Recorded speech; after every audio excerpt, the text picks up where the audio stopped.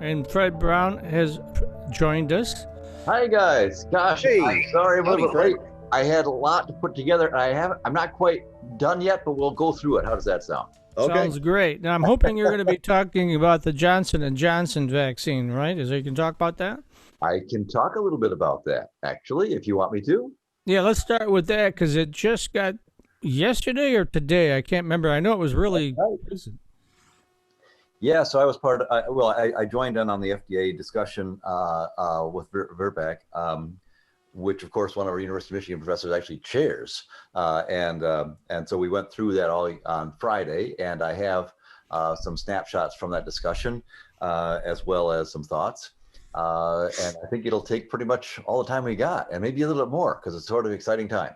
Well, we can probably run over a little bit. I know, in fact, Matt actually got a vaccination late last week, I believe. It wasn't Johnson and Johnson; it was Moderna. Yeah, I got a dose of the Moderna vaccine through my work part time as a public address announcer in the Dearborn Public Schools of all things. So they, since I get a 1099 from them, I was eligible as a school support staffer to get a vaccine.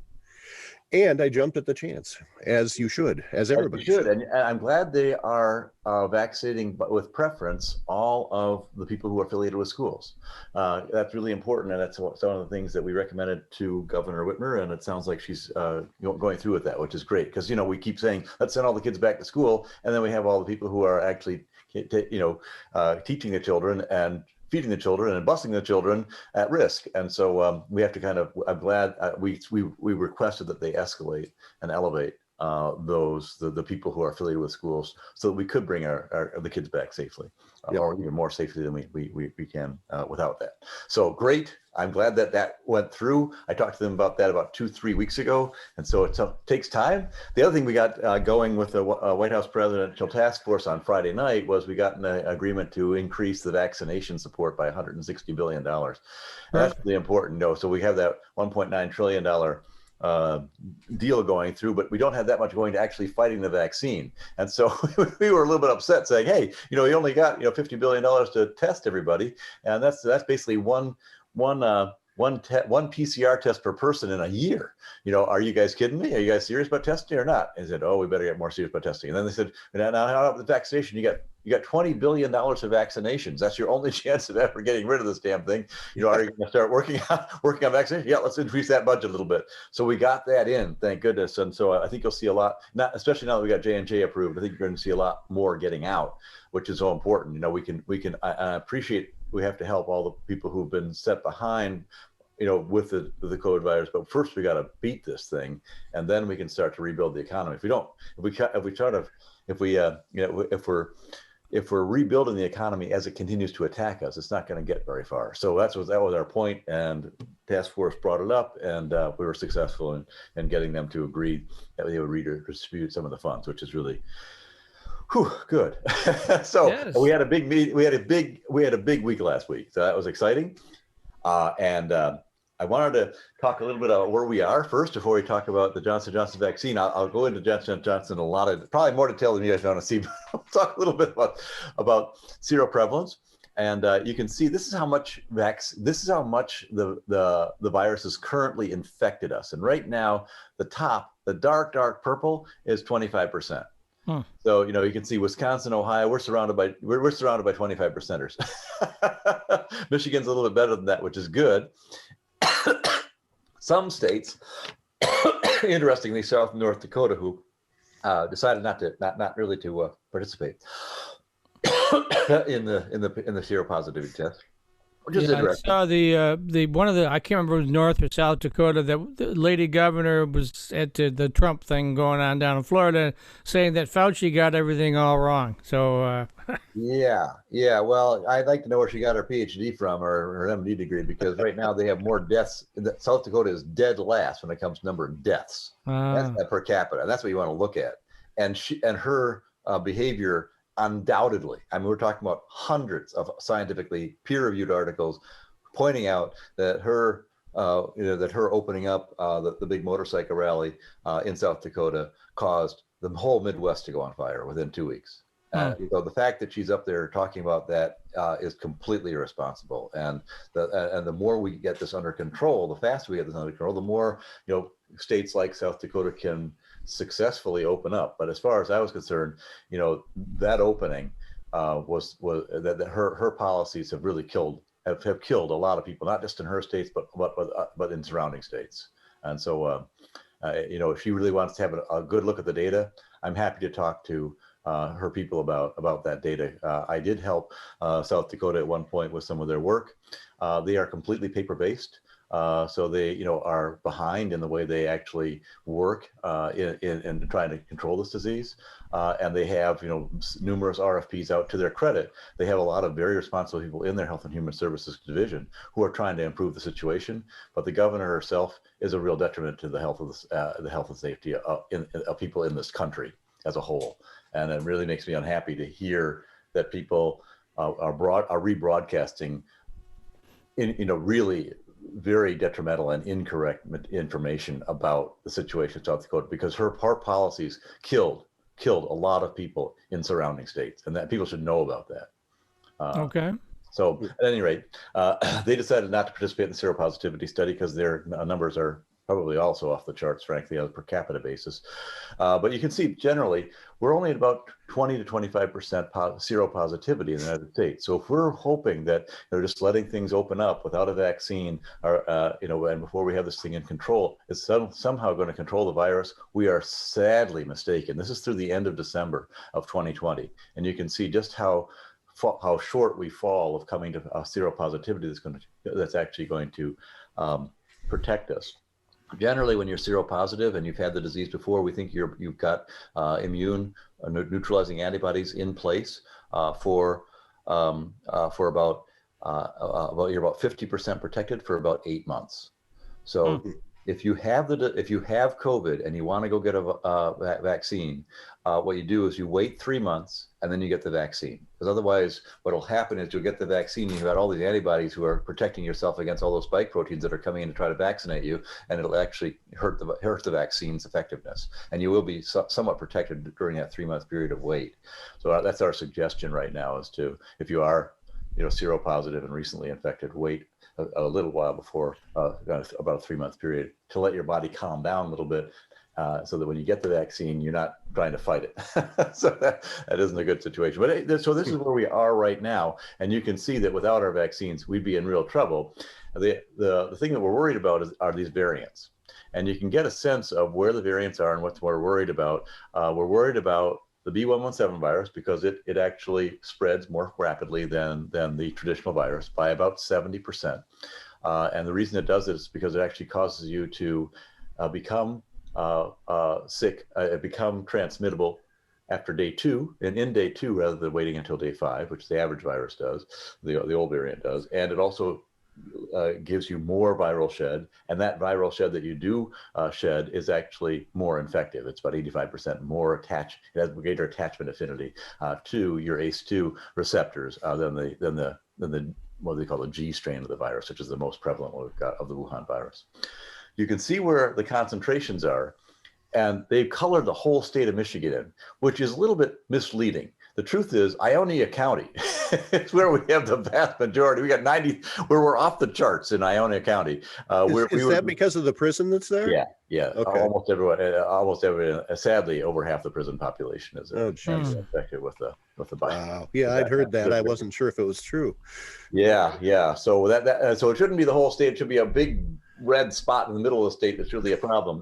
Florida has a problem mostly in the south, on the southeast side, in Miami, a little bit less on the Caribbean side.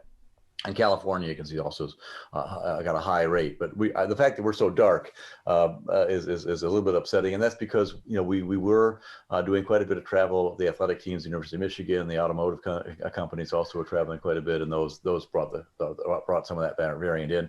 B1351. That is the South African variant. You'll hear more about that. We're concerned about that, but we think that our vaccines will protect us. And then we have the P1 variant, P1, P2 variants are dangerous because they actually have a mutation right in the middle of their right in the middle of what they call the binding domain. And that actually causes our antibodies not to latch onto that part and block it. So our antibodies are not as effective, and we think that it might actually escape detection of those killer T cells. And the killer T cells is the other part of your immune system, and they circulate around your body looking for infected cells. So step one is you prevent the virus from even getting into your cells. And that's the antibodies. And unfortunately, these mutations disguise the virus.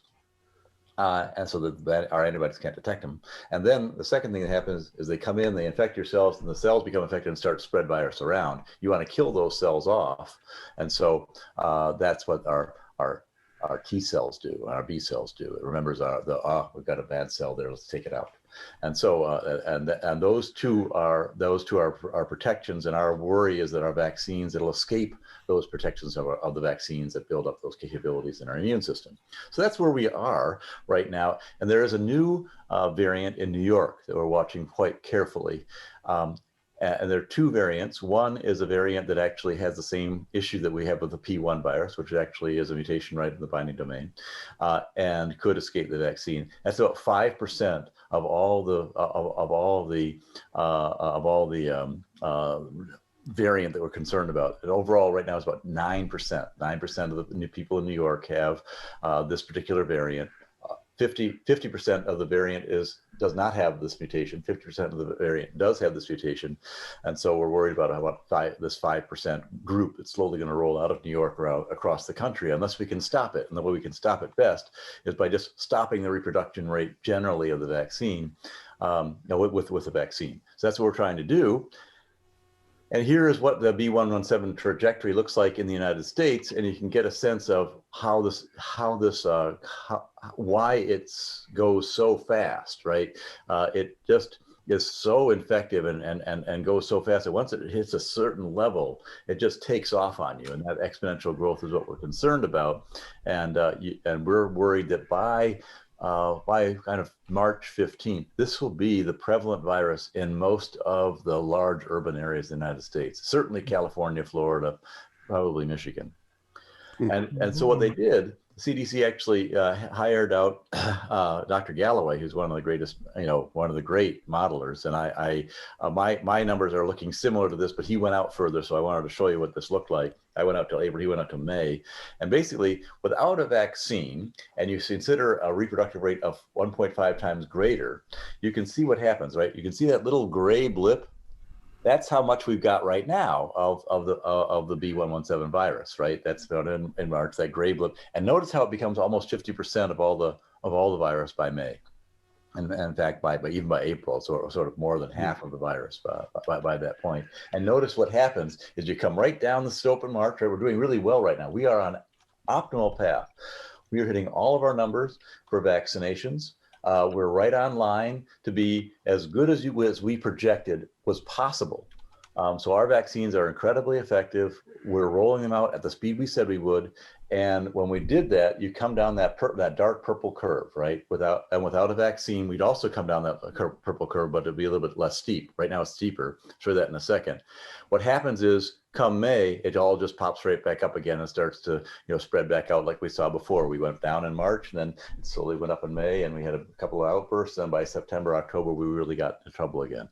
So that's what happens without a vaccine. Here's with a vaccine, and you can see that instead of popping back up again, the gray part still becomes 50%, but instead of popping back up again in May, it keeps flowing down slowly, slowly, slowly. See the difference between this, where it pops back up on the right-hand side, that gray line popping back up, and this, where it keeps going down, down, down.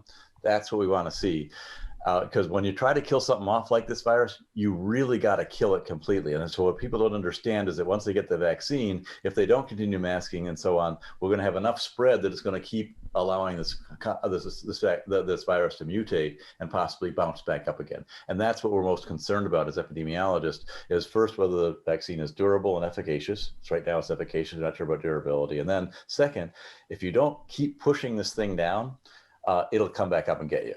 So so that's why, even though you get the vaccine and so on, you've got to still watch your behaviors all the way through, probably until the end of this year. So now let's go on Johnson & Johnson. Great news. We have a new vaccine.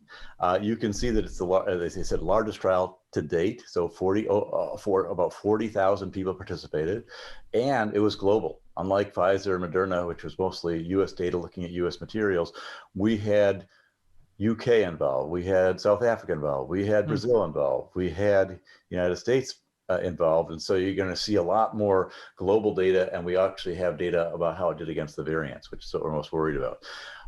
The other big thing about this is you'll see that it's a slightly different kind of vaccine, so we have to make sure that it can't reproduce itself, and I'll show you that in a second. It's non-adjuvanted. That means that it doesn't have any additives to it to increase the responsiveness of the reaction. A lot of vaccines, what they do, for example, the Novavax vaccine, which is coming out, they're using proteins, and in order to dial in just the right amount of response to your immune system, so your immune system responds to the right level, doesn't over-respond, what it does is it uses adjuvants that sometimes out of alum and so on, that actually increase your body's receptivity. And you want to dial that just enough so you get an immune response, but not enough so you get sick. And so that's what they're dialing in with adjuvants. In this case, we don't need any of that. And so you have fewer reactions, fewer adverse events, because it's just all natural ingredients. You can also store this for 2 years frozen, and just normally frozen in a regular refrigerator freezer. And you can open it up, and you can use this for a long period of time without having to worry about 30 days, without even having to worry about whether it goes bad or not, because it's a different technology. In the past, the mRNA technology, much more fragile, using messenger RNA. This actually uses full-strand DNA and a virus, and we have a lot more experience with this kind of vaccine than the mRNA. The mRNA was brand new. In this case, we've got Ebola experience and other experience where over 200,000 people have been using this vaccine. And what's nice about it is it scales really well. So we can make a lot of this in small bioreactors all over the world. Unlike the mRNA, which requires a lot of specialized skill sets and handling, this is a lot more robust vaccine. So you can get a lot of yield, out of this kind of a reaction versus the mRNA yields. And it's one dose, which is great because you only have to go once and you're done. Now they have another study underway that's looking at a 2-dose regime that might be more effective. The difference between this vaccine, the mRNA vaccines of Pfizer and Moderna is these vaccines are generally a little bit less what we call boostable. So once you've had your first vaccine, you don't get as much of a bump on the second vaccine as we see in the mRNA vaccine. So that's the reason they went for just 1 dose. They thought that was good enough to get us out there, and then they'll see whether we get enough of a boost to improve on this second round of vaccinations. And eventually, I believe, this isn't recommended right now, I believe we'll be able to mix and match. So in other words, you'll be able to get the J&J vaccine for a quick response, and then you'll be able to get an mRNA booster for a particular variant. I think that is a likely pathway, but not right now. That's not approved yet. Let me leap in real quick. I was hearing over the weekend that there was some spoilage of the Pfizer and Moderna ones because of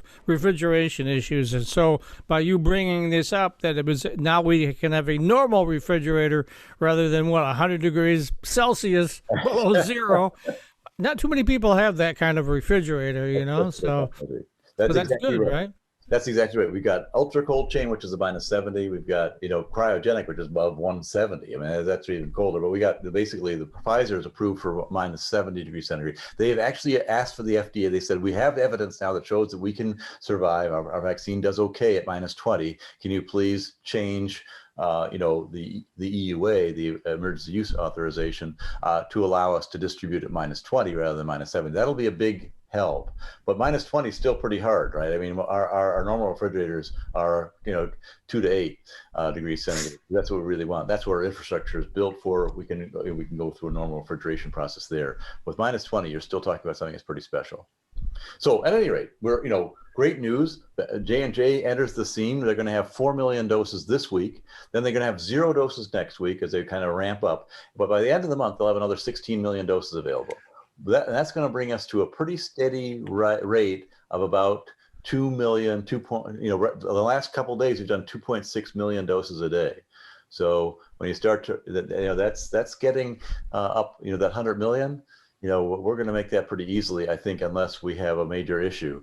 And what's interesting too is that there's it's a lot easier to manage a 1 dose than a 2 dose. So you don't have to worry about coming back and all the paperwork around making sure the guys get the next dose within the right time period, and whether they've got 1 dose or 2 dose, and the booster versus non-boosted. In 1 dose, you're once and done, and that means that we'll be able to roll this out. 1 dose equals 1 fully vaccinated person.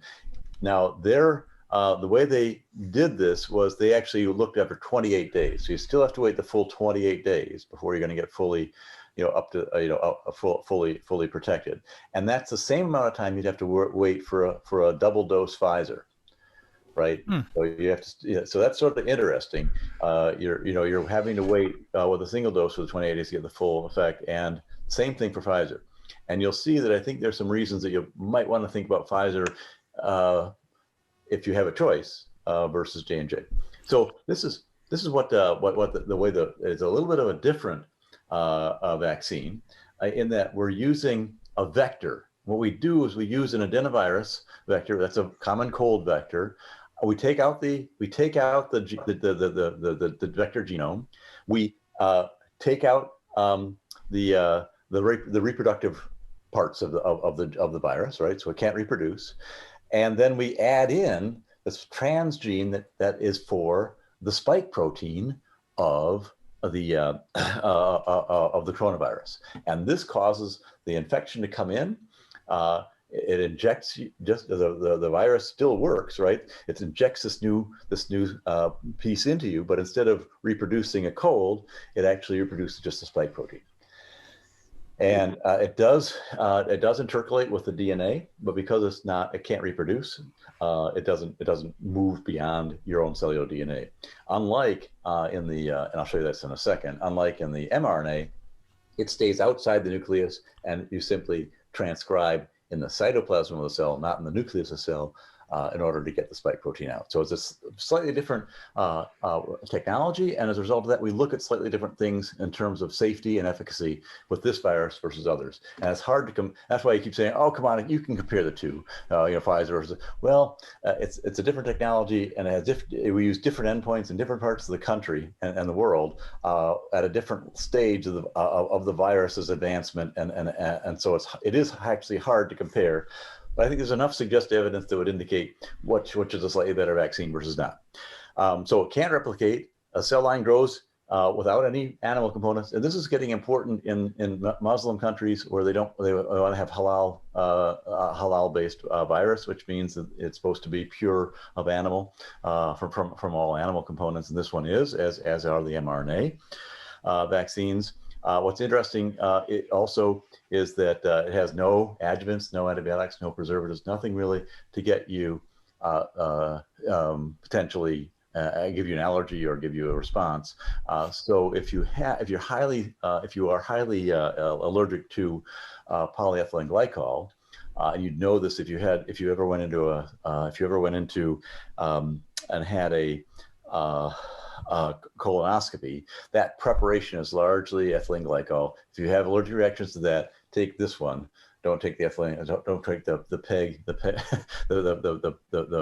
polyethylene glycol coated vaccine from Moderna or Pfizer. Take this one instead. You can get a sense though. We've got these cell lines that then cause vaccine vectors to occur that can't replicate inside you. These vectors last inside you, unlike Moderna and Pfizer, which last about 18 to 36 hours inside you. These will last for about 180 days, and then they're done, and they're treated. I don't know if you can see this that well, but this is the difference I was talking about. This is why I said when I gave you the voiceover first. Basically, you can see that's the vector, that little hexagon that you have on top. That they've taken the old DNA out, they put the new DNA in, the vector goes then in, and DNA gets pushed into your own DNA of the host cell. That's your nucleus, and then it shoots out the mRNA and it then replicates. What what Pfizer and Moderna do is they give you the mRNA directly. And the mRNA, instead of getting shot into you with a viral vector, it gets just absorbed with normal, through the oil. The oil lets it slip through the cell membrane and exposes the mRNA, and then out it comes. What's nice about this is we don't rely on these lipid nanoparticles. Some of the reasons that Pfizer and Moderna are so challenged is because there's a very tight supply of lipid nanoparticles. And so by having another supply chain involved, we're not going to have that supply constraint hitting us quite as hard as we did now with Pfizer and Moderna. And so that'll be helpful. So here is what we actually tested. I skipped over some important areas. You can go back to it if you want next week. I didn't have enough time to pull all the data, but that they did a 201 and a 101 study, and those are the preclinical, I'm sorry, the phase 1-2 studies. And basically they showed that with those studies, they said, we injected into people, the people had a response, an immune response, and it was a pretty good immune response. I think I have, I didn't put the data in, but I'll show you that next time, and versus placebo. And so we can see that now we want to see whether that immune response had an effect. Now we go into phase 3 study, and we're going to say, let's see if it actually had an effect. And this is just like the studies. It was designed quite similarly to the studies we saw earlier. And you can see that here is how big it was. 19,630 people actually got the virus, the vaccine, and went all the way through to completion, and 19,691, so a pretty good match. I had placebo, and they went all the way through to completion, and this completion was basically, the mean completion time was about 58 days. They had to wait 2 months afterwards to check whether or not people had safety issues, and of course they didn't see them, and so that's the reason that we approved this. But you can get a sense of who was vaccinated. And what's interesting about this is there weren't very many people over 75 who were vaccinated. So there are more people studied under the Pfizer and Moderna vaccines than in this vaccine. Part of that was because in Latin America, South Africa, it's harder to find people who are over 75, frankly. They don't live so long. I didn't know that. But, that's a problem. Sad but true. Yes, right. But the nice thing is, if you one of the issues we had with Moderna and Pfizer was that only about 10% of the recipients were Black and minority, and they were saying overall 26% were minority, but only 10% were Black, which is an underrepresentation of our Black community. We have 15%. You can see that because we did this work in South Africa, that it was an overrepresentation of the Black minority community, and the data was great. The safety data was great. Efficacy data was the same as it was for all the other populations. And so that was a nice thing to see. A little bit overrepresented in male, a little bit less represented in female. That was true also in Pfizer and Moderna. It was 50-50, a little bit better balance there. But that's where the population was for this big, huge trial.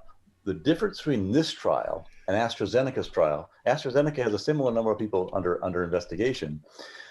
The problem with AstraZeneca is they use different protocols in UK, and a different protocol in South Africa, and a different protocol in Brazil, and a different protocol in the United States. And so then they try to combine everything, and they couldn't, because they couldn't put it all together. In this case, everyone used the same protocol. It was a true global study.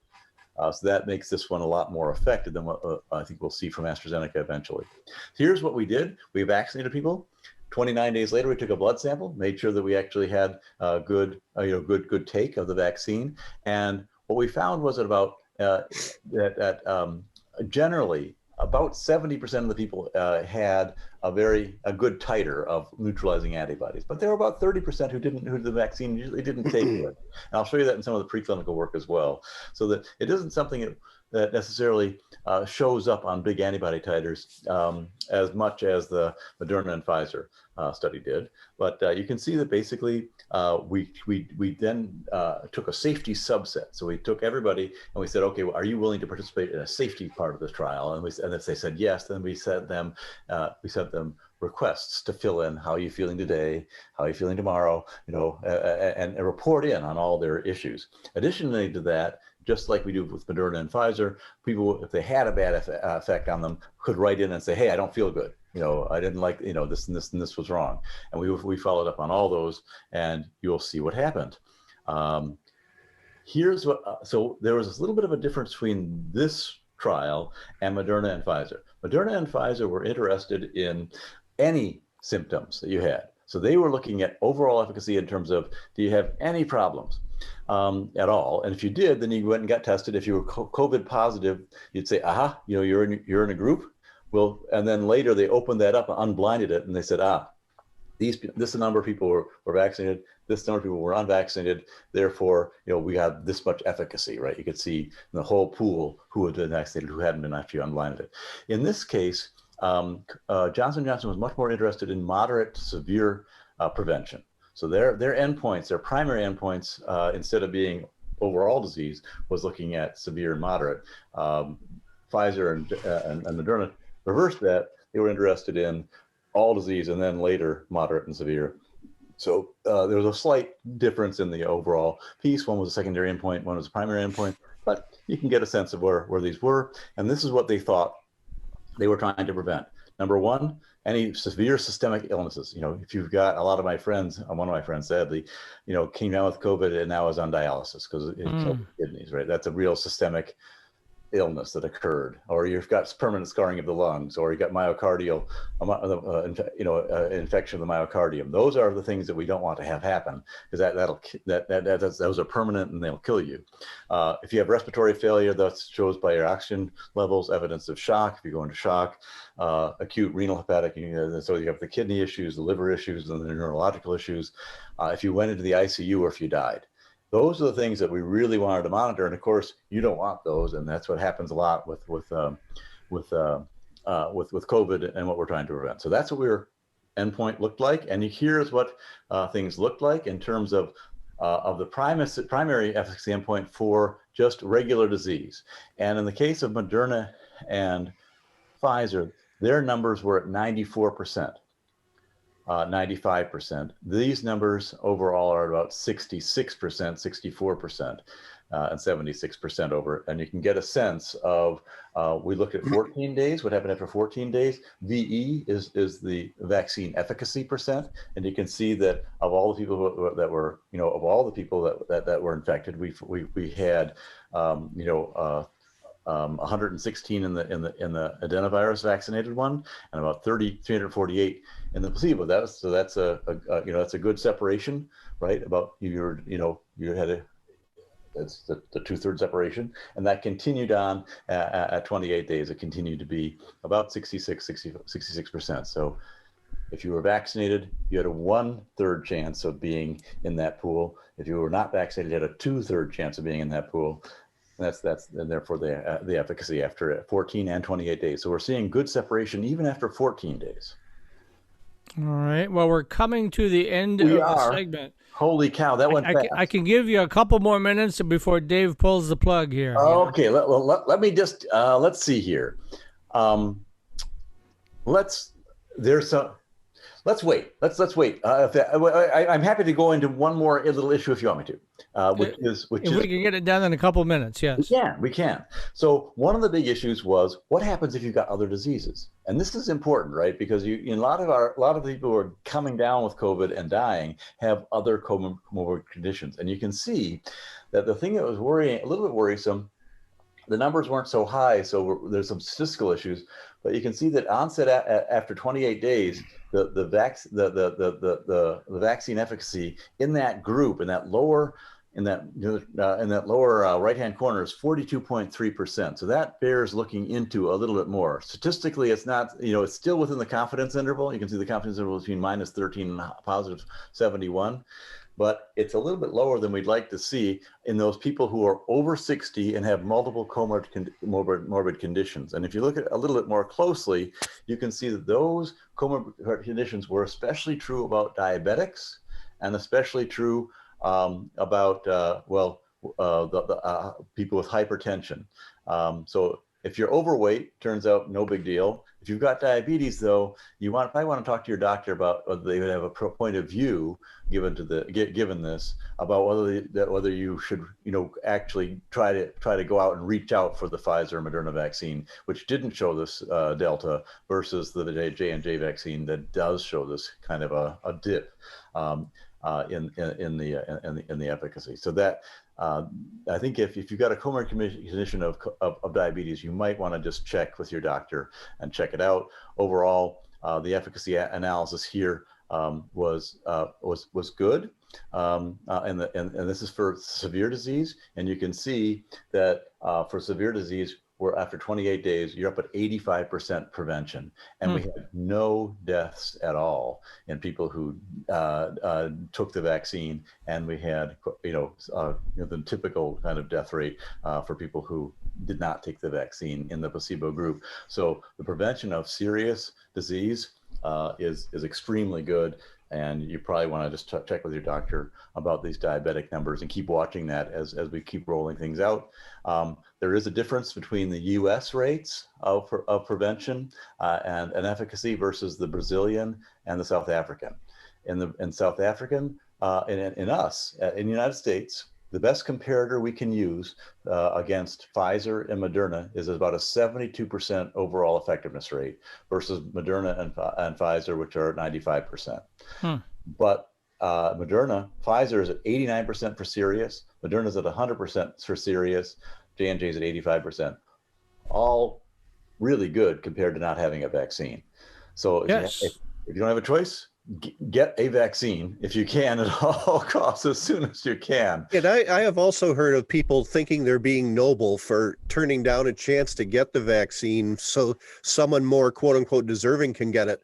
But what we really need is to get as many people vaccinated as quickly as possible. Right. Yeah, and that's why I showed you that material. Exactly right. Because that's why I showed you the variants are coming. The more they reproduce, the more mutations you got, the more variants you got, the harder it's going to be to control this thing. So if you have a chance to get the vaccine, go for it. Absolutely. Don't be noble. Go get it.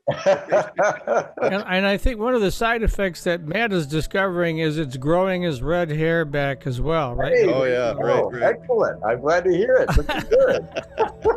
Well, we can go into some of the safety numbers next week. There's a lot more to talk about with J&J. But the good news is we got a third option, and it sure is better than nothing. Additional four-year students love Lawrence Technological University's thriving campus life. But LTU has always met non-traditional students' needs too. Lawrence Tech offers over 100 degree and certificate programs that can get adult students started or back on track. And most of our classes are conveniently offered evenings at our beautiful Southfield campus or online, so you can balance your social, family, and work life even while you power up your career. Lawrence Tech, where Blue Devils dare.